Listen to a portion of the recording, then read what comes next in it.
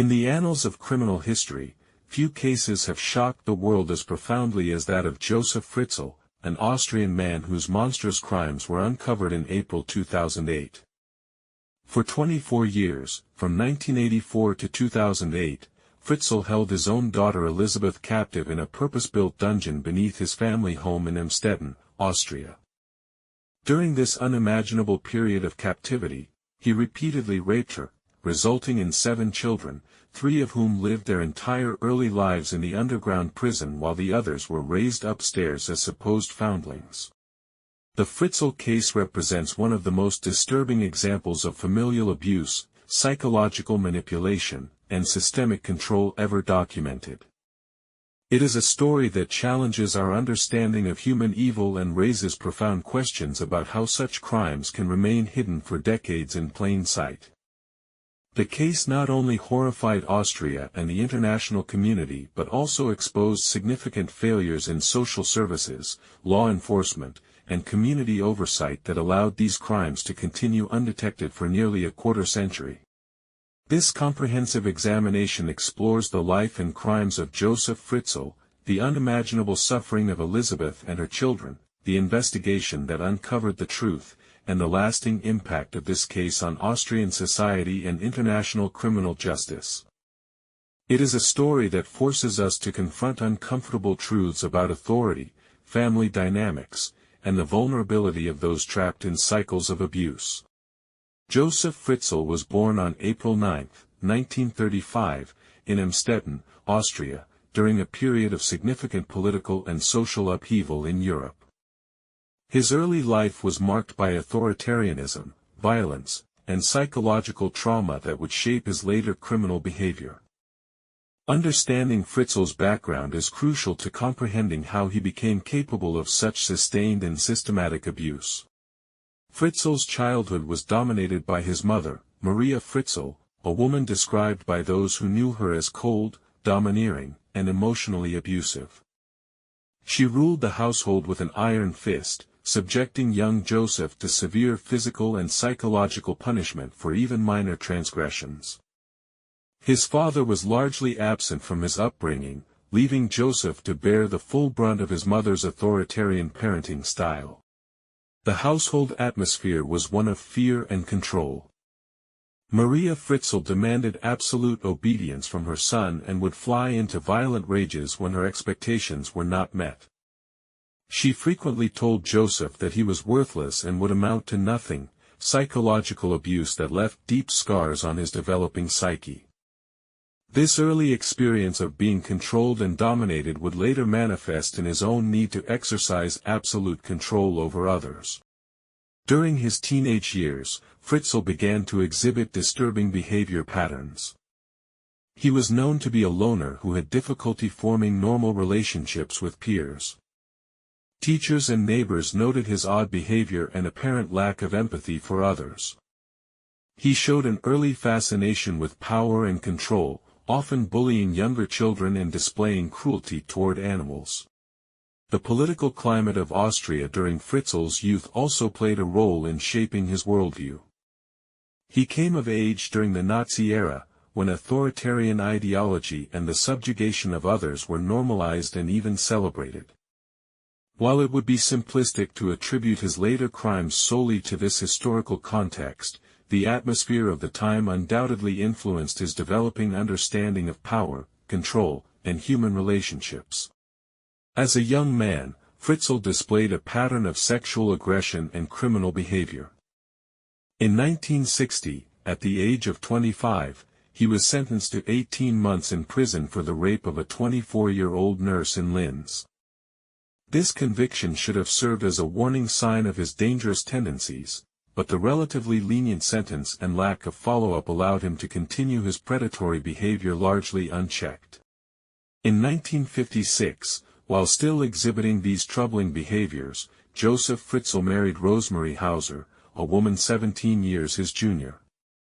Rosemary came from a troubled background herself, having been raised in foster care after her mother's death.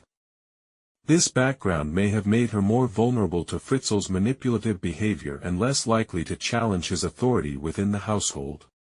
The marriage appeared normal to outside observers, and the couple went on to have 7 children together: Ulrika, born 1957, Rosemary Jr., 1959, Harold, 1960, Gabrielle, 1961, Joseph Jr., 1963, Doris, 1966, and Elizabeth, 1966. The family lived in a modest home at 40 Ibstrasse in Amstetten, where Fritzl worked as an electrical engineer and later as a property developer. From the outside, the Fritzl family appeared to be a typical middle-class Austrian household. Joseph was known in the community as a successful businessman who was involved in local property development and rental activities. He was seen as a stern but hard-working family man who provided well for his wife and children. This carefully constructed facade would prove crucial in allowing his later crimes to go undetected. However, behind closed doors, the Fritzl household was a place of fear and control. Joseph ruled his family with the same authoritarian style he had experienced as a child, but taken to even greater extremes. He demanded absolute obedience from his wife and children, and any sign of defiance was met with severe punishment. He monitored his family's activities closely, controlling where they could go, who they could see, and what they could do. The children grew up in an atmosphere of terror, never knowing when their father might explode into violence. He was particularly harsh with Elizabeth, who showed signs of independence and rebellion that threatened his need for complete control. As she entered adolescence, his behavior toward her became increasingly inappropriate and predatory, setting the stage for the horrors that would follow. In the early 1980s, Joseph Fritzl began construction on what would become one of the most infamous crime scenes in criminal history. Under the guise of expanding his rental properties and improving his home, he began excavating and constructing a hidden bunker beneath his house. This project, which took several years to complete, was carried out with meticulous planning and engineering expertise. The underground complex that Fritzl created was a sophisticated prison designed to hold human beings for extended periods. The main cellar area was accessed through a series of 8 locked doors, each progressively more secure than the last. The final door, which led to the prison area, was hidden behind a bookshelf and secured with an electronic locking mechanism that only Fritzl knew how to operate. The prison itself consisted of several small rooms with a total area of approximately 60 square meters, 650 square feet. Despite the confined space, Fritzl had installed basic amenities including electricity, running water, and a rudimentary ventilation system. There was a small bathroom, a kitchen area with basic appliances, and sleeping areas. However, the ceiling height was only 1.7 meters, 5 feet 7 inches, in most areas, making it impossible for adults to stand upright. The engineering of this underground prison demonstrated Fritzl's technical expertise and his long-term planning for what he intended to do. He had carefully considered how to maintain the captives, how to prevent their escape, and how to keep their existence secret from the outside world. The location beneath his own home allowed him to control access completely while maintaining the appearance of a normal family life above ground. Neighbors later reported that they had noticed Fritzl doing construction work in his basement during this period, but they assumed he was simply improving his property. The noise and disruption were explained away as routine home improvements, and no one suspected the sinister purpose behind the construction. This ability to hide his preparations in plain sight would prove to be a hallmark of Fritzl's crimes. On August 28, 1984, 18-year-old Elizabeth Fritzl disappeared from her family home in Amstetten. To the outside world, it appeared that she had run away from home, a conclusion that seemed plausible given her troubled relationship with her father and her recent attempts to gain independence. However, the reality was far more sinister. On that fateful day, Joseph Fritzl lured Elizabeth into the basement under the pretense of helping him install a door. Once she was in the underground area, he drugged her with ether and then locked her in the carefully prepared prison. When she awoke, she found herself trapped in a nightmare from which there would be no escape for 24 years. To explain Elizabeth's disappearance to his wife and the authorities, Fritzl had prepared an elaborate deception. He produced a handwritten letter, allegedly from Elizabeth, stating that she was tired of living at home and had decided to join a religious cult. The letter warned the family not to look for her and claimed that she was happy in her new life. Additional letters would follow over the years, all forged by Fritzl, maintaining the illusion that Elizabeth was alive and well but chose not to return home. The local police investigation into Elizabeth's disappearance was perfunctory at best.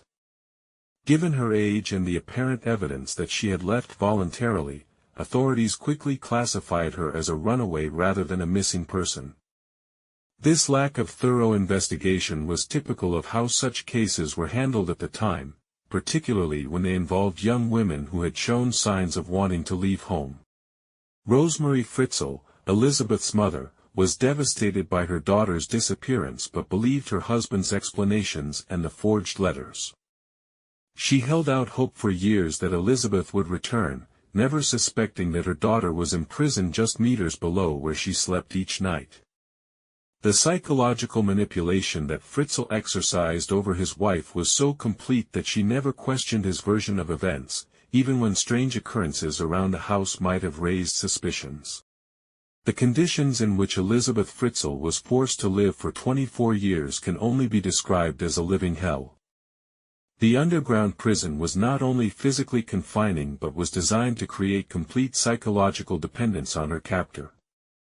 Fritzl had created a world in which he was the absolute authority, controlling every aspect of Elizabeth's existence. The daily routine in the cellar was entirely dictated by Fritzl's schedule and whims. He would visit the cellar several times a week, bringing food, supplies, and newspapers. These visits were also when he would rape Elizabeth, a horror that continued throughout her captivity and resulted in 7 pregnancies. The psychological trauma of these repeated assaults, combined with the isolation and confinement, created a state of learned helplessness that made escape seem impossible. Elizabeth was forced to cook, clean, and maintain the cellar space while caring for the children who were born during her captivity. Despite the impossible circumstances, she showed remarkable resilience and maternal instinct, doing everything she could to protect and nurture her children in an environment that was utterly hostile to human development.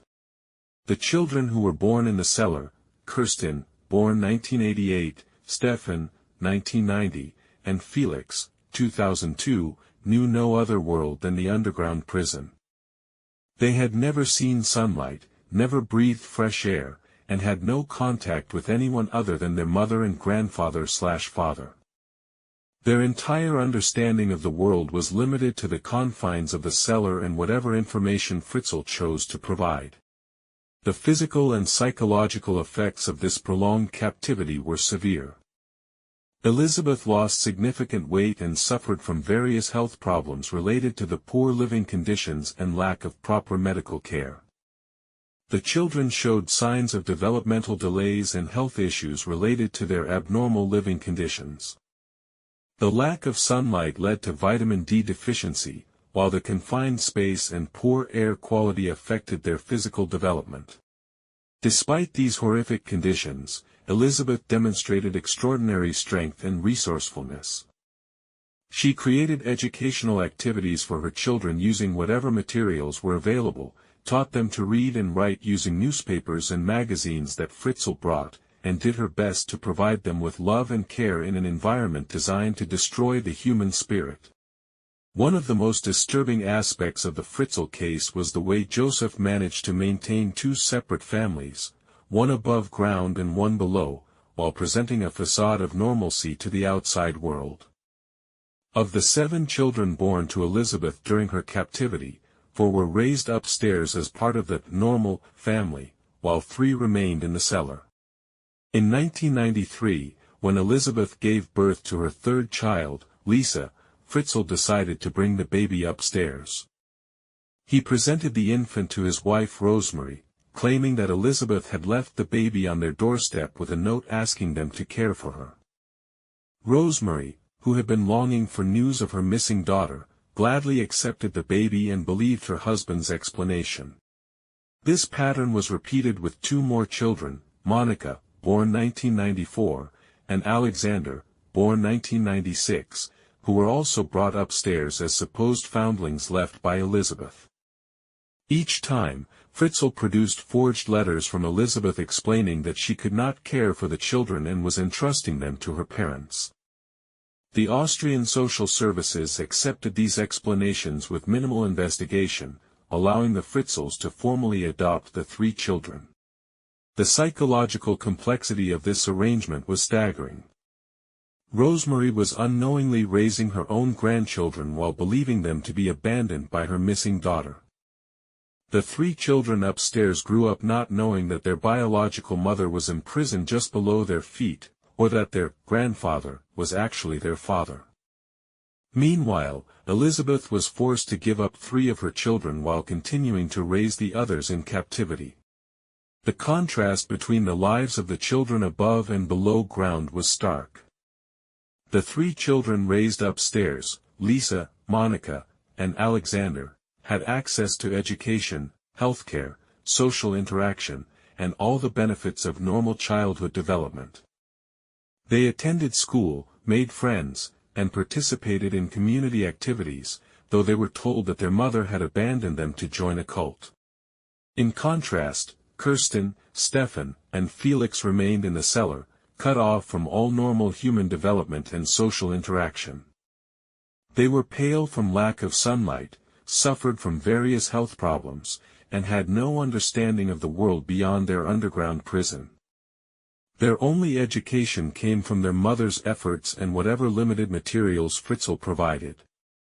Maintaining the fiction of Elizabeth's voluntary absence required Joseph Fritzl to engage in an elaborate web of deception that lasted for nearly a quarter-century. This deception involved not only the forged letters supposedly from Elizabeth but also careful manipulation of his family, neighbors, and local authorities. The letters that Fritzl produced over the years were masterfully crafted to maintain the illusion while explaining away any inconsistencies. They described Elizabeth's life in the cult, her reasons for staying away, and her supposed happiness with her new life. The letters also conveniently explained why she couldn't return home or maintain regular contact with her family. When the three children were brought upstairs, additional letters explained Elizabeth's inability to care for them.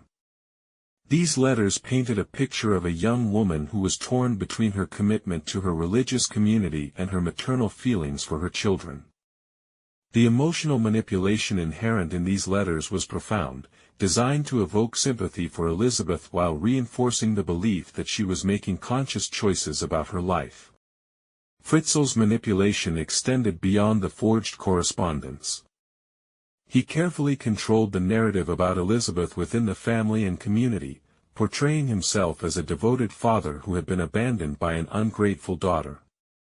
He expressed appropriate concern and sadness about Elizabeth's absence while subtly discouraging others from asking too many questions or pursuing the matter further. The success of this deception was facilitated by several factors. First, Fritzl was known in the community as an authoritative and successful man whose word carried weight. Second, the concept of young people joining religious cults was not uncommon in the 1980s and 1990s, making Elizabeth's supposed choice seem plausible. Third, the patriarchal nature of Austrian society at the time meant that family matters were often considered private, and there was less external scrutiny of domestic situations. Perhaps most importantly, Fritzl's complete control over his household meant that no one was in a position to contradict his version of events.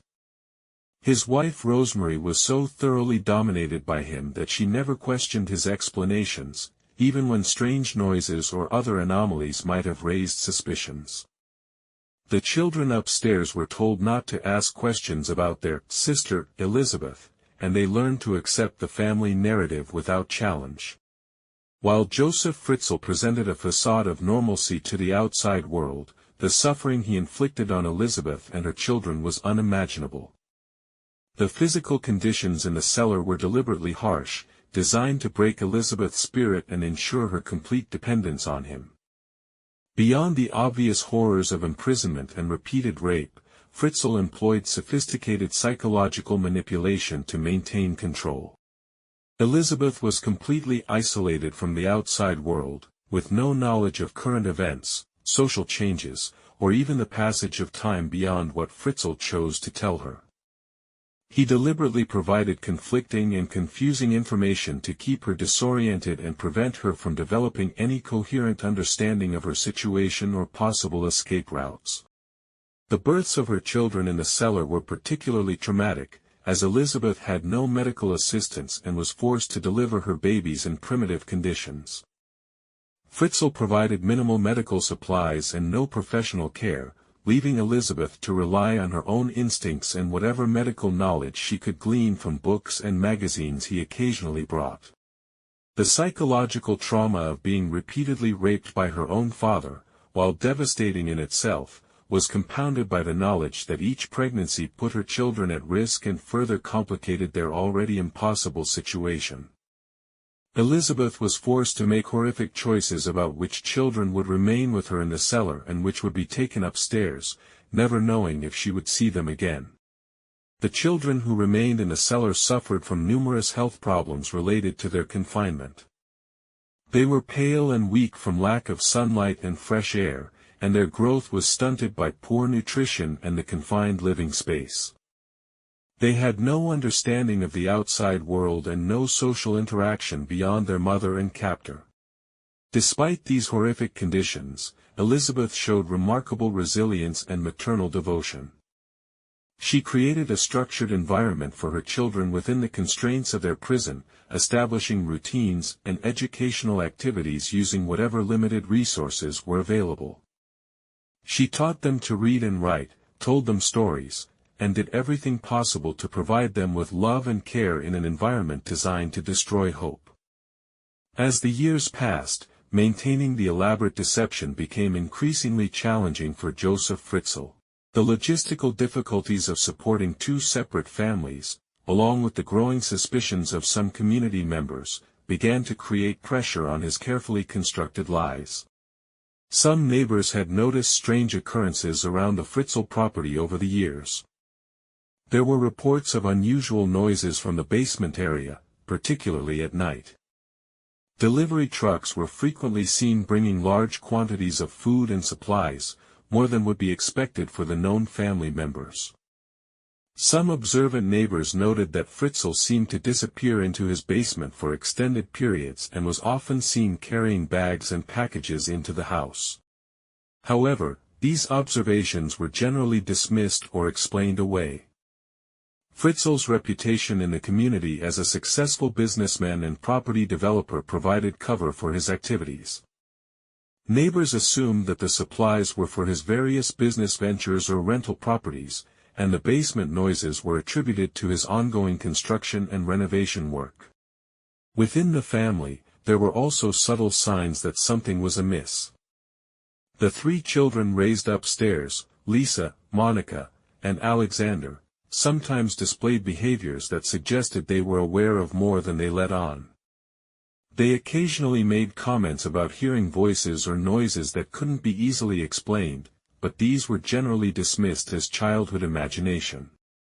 Rosemary Fritzl, while completely dominated by her husband, occasionally expressed concerns about various aspects of their situation. She found it strange that Elizabeth never attempted to contact the family directly or visit the children she had supposedly abandoned.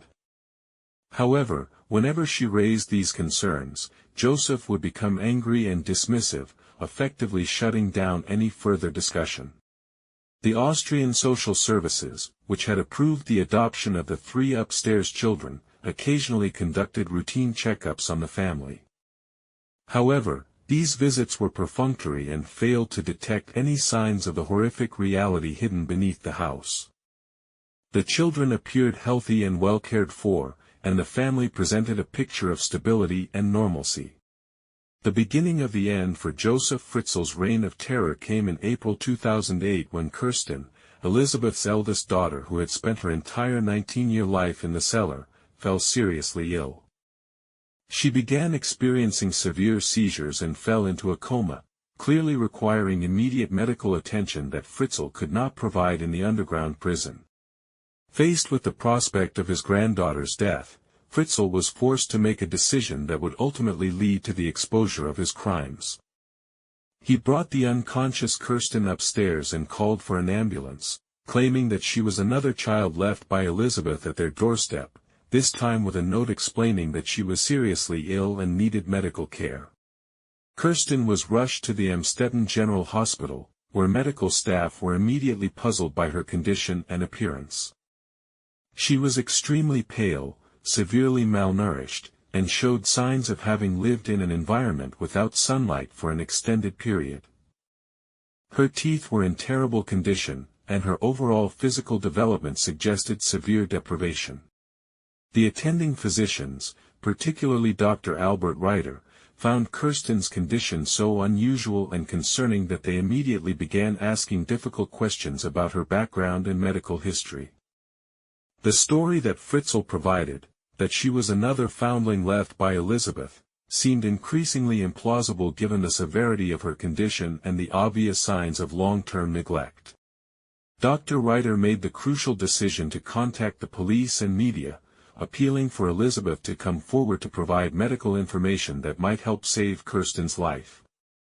This public appeal, broadcast on television and reported in newspapers throughout Austria, was intended to reach Elizabeth wherever she might be and convince her to provide the medical history necessary for her daughter's treatment. Unknown to Dr. Reiter and the authorities, this appeal was being watched by Elizabeth herself in the basement prison where Fritzl had installed the television.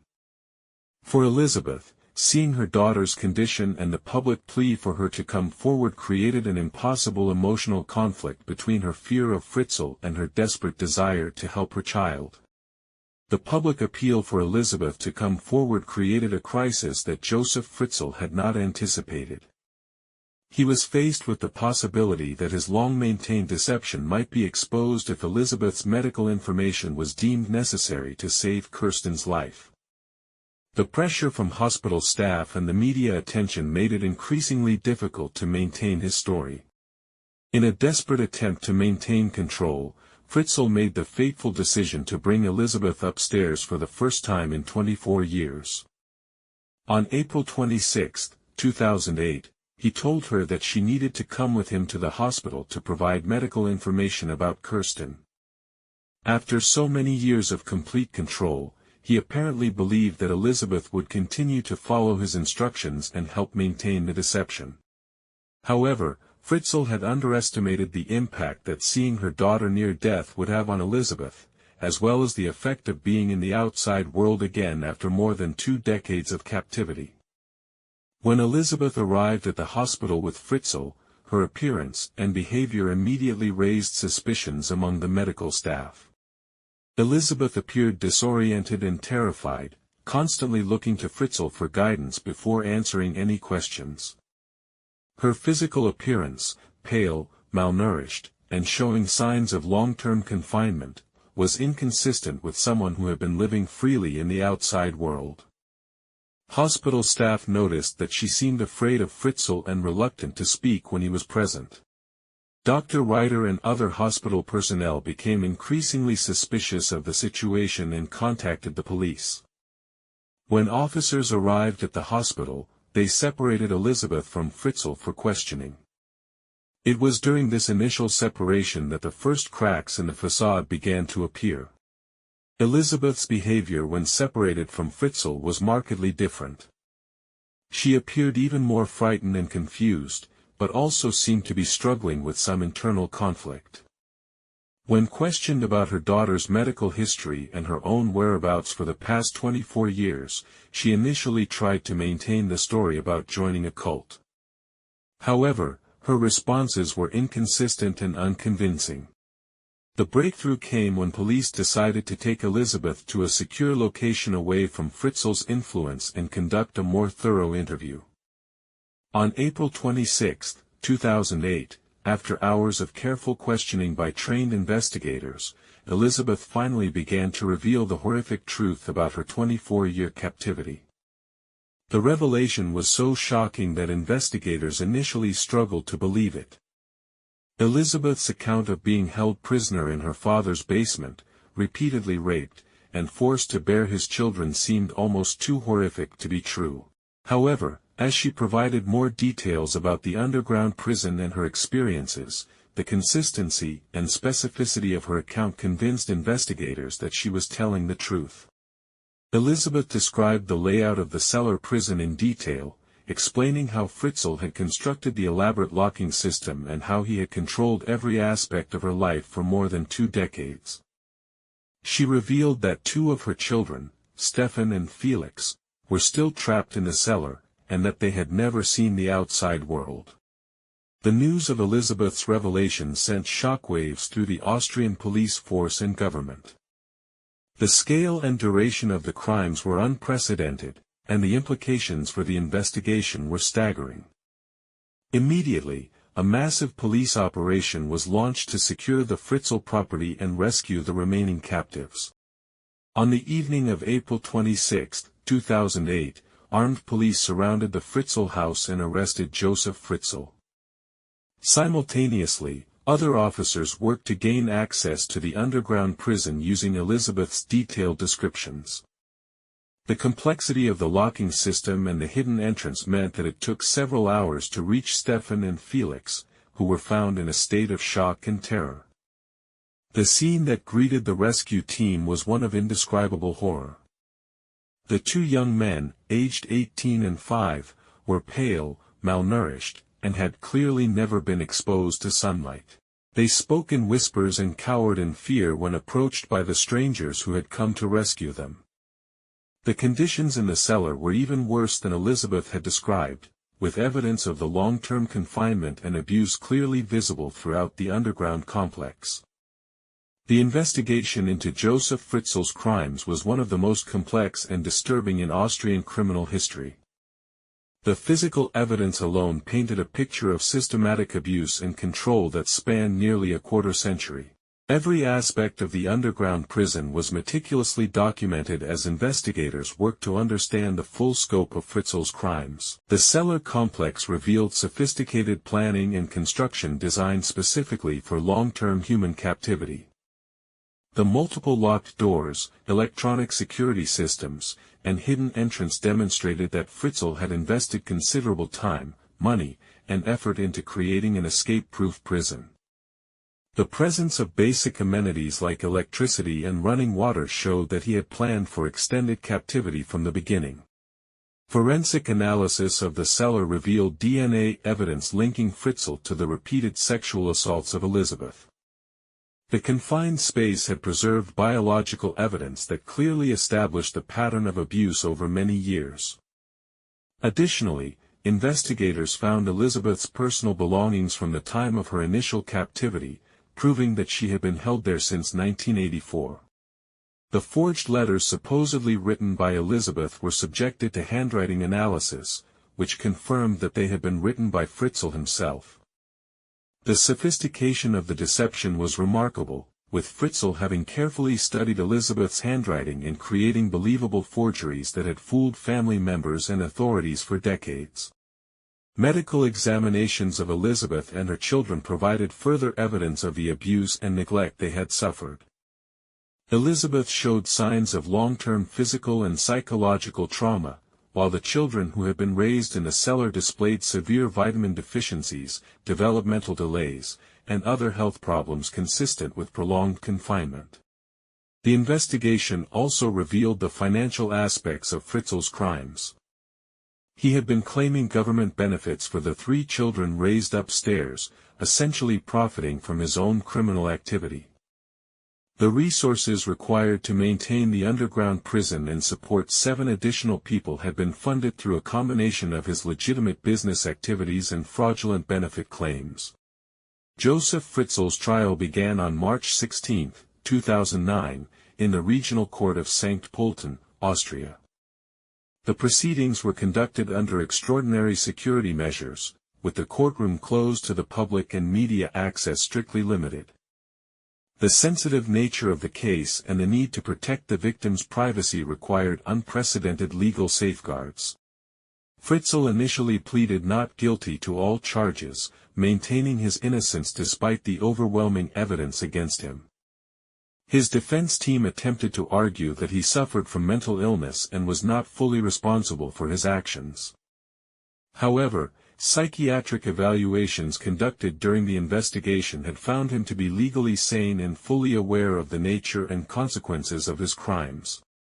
The charges against Fritzl were comprehensive and reflected the full scope of his criminal activity. He was charged with murder, for allegedly allowing one of Elizabeth's babies to die, enslavement, rape, incest, false imprisonment, and coercion. Each charge carried significant penalties, and the combination meant that Fritzl faced the possibility of life imprisonment. The prosecution's case was overwhelming, built on Elizabeth's testimony, physical evidence from the cellar, DNA analysis, medical evidence, and the testimony of numerous experts and investigators. Elizabeth herself testified via video link to protect her from the trauma of facing her abuser in person.